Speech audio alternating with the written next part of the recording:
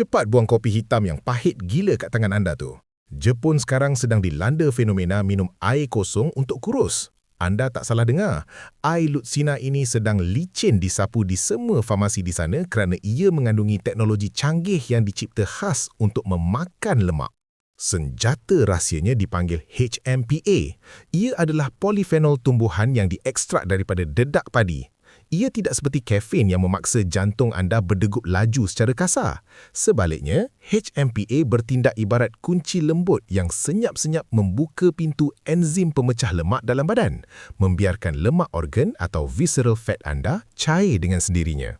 Yang paling best, ia langsung tiada rasa. Rupanya macam air mineral, rasanya pun macam air mineral.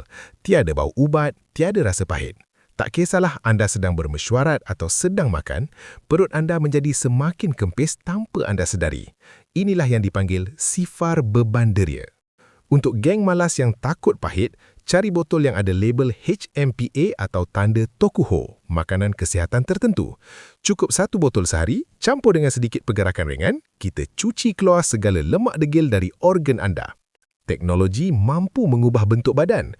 Kurus dengan hanya minum air bukan lagi mimpi kosong. Ikuti saya. Jom rungkai formula kehidupan.